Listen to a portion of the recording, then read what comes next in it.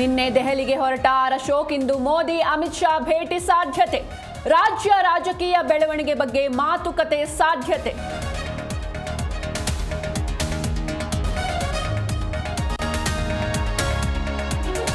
ಇಂದೇ ನಿರ್ಧಾರವಾಗುತ್ತಾ ಒಳ ಮೀಸಲಾತಿ ಭವಿಷ್ಯ. ಕ್ಯಾಬಿನೆಟ್ ಸಭೆಯಲ್ಲಿ ಒಳ ಮೀಸಲಾತಿ ಬಗ್ಗೆ ಚರ್ಚೆ.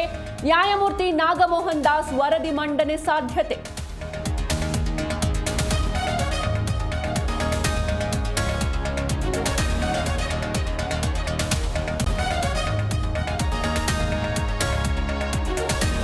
ನಾಳೆ ಬೆಂಗಳೂರಿನಲ್ಲಿ ರಾಹುಲ್ ಗಾಂಧಿ ಪ್ರೊಟೆಸ್ಟ್. ಮತಗಳು ವಿರುದ್ಧ ಫ್ರೀಡಂ ಪಾರ್ಕ್ನಲ್ಲಿ ಹೋರಾಟ. ಲೋಕಸಭೆ ಅಕ್ರಮ ಬಗ್ಗೆ ಸಾಕ್ಷ್ಯ ಬಿಡುಗಡೆ.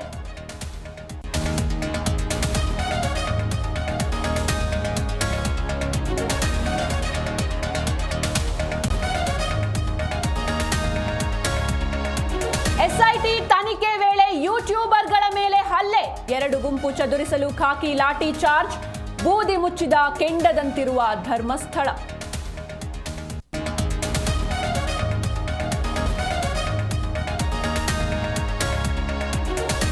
ಇಂದಿನಿಂದ ಲಾಲ್ಬಾಗ್ ಫಲಪುಷ್ಪ ಪ್ರದರ್ಶನ. ರಾಣಿ ಚೆನ್ನಮ್ಮ, ಕ್ರಾಂತಿವೀರ ರಾಯಣ್ಣ ದರ್ಶನ.